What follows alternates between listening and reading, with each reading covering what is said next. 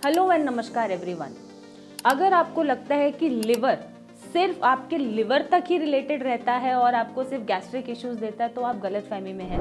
आज मैं ये डाउट क्लियर करने आई हूँ कि अगर आपको लिवर रिलेटेड इश्यूज हैं तो ये मेल और फीमेल फर्टिलिटी पे फर्क डालता है, विच कॉजेज इनफर्टिलिटी। मतलब अगर लिवर की डिसीज किसी पुरुष में या किसी महिला में चल रही है तो उससे आपको बच्चे पैदा करने में प्रॉब्लम आ सकती है।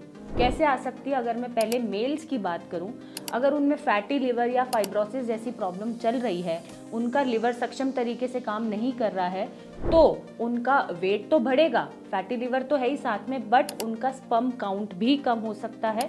और वो स्पर्म काउंट इतना कम हो सकता है कि शायद वो एक बच्चा पैदा करने के लिए सक्षम नहीं है। एट द सेम टाइम हो सकता है कि उनको और भी फर्टिलिटी रिलेटेड इश्यूज आ जाएं या उनका हार्मोनल लेवल, जिसे टेस्टोस्टेरोन बोलते हैं, और भी जो हार्मोन्स हैं वो लो हो जाएं, जो अच्छे से स्पर्म प्रोडक्शन ना कर पाएं। अल्टीमेटली बच्चा पैदा करने में प्रॉब्लम आती है। अगर मैं फीमेल्स की बात करूं तो फीमेल्स में भी सबसे पहले मैं बात करूं हार्मोनल इम्बैलेंस की, तो लिवर इश्यूज होने की वजह से फीमेल में हार्मोनल इम्बैलेंस क्रिएट होना शुरू हो जाता है, जिसकी वजह से उनके पीरियड्स इरेगुलर होते हैं और अगेन उनका एग रिजर्व कम होते होते उनको फर्टिलिटी प्रॉब्लम कॉज होनी शुरू हो जाती है, जिसकी वजह से उन्हें इनफर्टिलिटी बनती है। अब जब हार्मोनल ड्रॉप है, साथ में लिवर टॉक्सिन्स बिल्डअप कर रहा है, बाहर नहीं भेज पा रहा है और वो टॉक्सिन्स अंदर ही घूम रहे हैं, तो उनकी फर्टिलिटी भी इससे प्रभावित होती है। प्रभावित होने का मतलब है इम्पैक्टेड होती है और वो अच्छा हेल्दी चाइल्ड नहीं डिलीवर कर सकती या फिर उनको प्रेगनेंसी में प्रॉब्लम आती है। एट द सेम टाइम अगर पीसीओएस किसी फीमेल में है और साथ में लिवर डिसीजेस भी हैं, तो पीसीओएस और लिवर डिसीज वाइस वर्सा खेलते हैं। अगर पीसीओएस किसी को है तो पीसीओएस में हमारा इंसुलिन रेजिस्टिविटी बढ़ जाता है, जिसकी वजह से लिवर पे इम्पैक्ट आता है और लिवर की डिसीज होने का चांस बढ़ जाता है।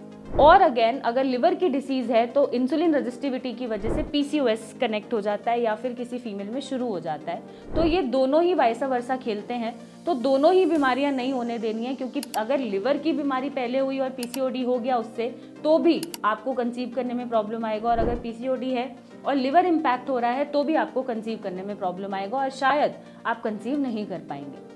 एट द लास्ट अगर मैं बात करूँ लिवर डिसीजेज और प्रेगनेंसी की, अगर एक फीमेल प्रेग्नेंट है और उसको फैटी लिवर या फाइब्रोसिस जैसी कॉम्प्लिकेशंस बने हुए हैं तब भी उन्होंने कंसीव कर लिया है, मेरे रिकमेंडेशन में तो नहीं कंसीव करना चाहिए। मेरा पर्सनल आपको एक रिकमेंडेशन है बीइंग अ डॉक्टर कि अगर आपको लिवर की कोई अच्छी बीमारी जैसे फाइब्रोसिस सिरोसिस बना हुआ है तो काइंडली आप कंसीव ना करें, क्योंकि उससे बहुत सारे कॉम्प्लिकेशंस होने के चांसेस रहते हैं। हो सकता है मिसकैरेज हो जाए या फिर लो बर्थ वेट का बेबी पैदा हो या बेबी में कोई कॉम्प्लिकेशन हो जाए या डिलीवरी में कोई कॉम्प्लिकेशन हो जाए या फिर प्री एक्लिम्शिया जैसी प्रॉब्लम डेवलप हो जाए या फिर और भी बहुत सारी चीज़ें हैं जो डेवलप हो सकती हैं और चाइल्ड बर्थ रिस्की हो सकता है मदर और चाइल्ड दोनों के लिए। तो अगर आपको फाइब्रोसिस और सिरोसिस जैसी प्रॉब्लम चल रही है तो काइंडली कंसीव ना करिए, मैं यही रेकमेंड करूंगी। बट येस अगर कर लिया है तो फिर डॉक्टर से प्रॉपर कंसल्टेशन लेते रहिए। ध्यान रखिए कि ऐसी कोई भी सिचुएशन आपकी टाइम कोई भी ऐसी चीज़ डेवलप ना हो।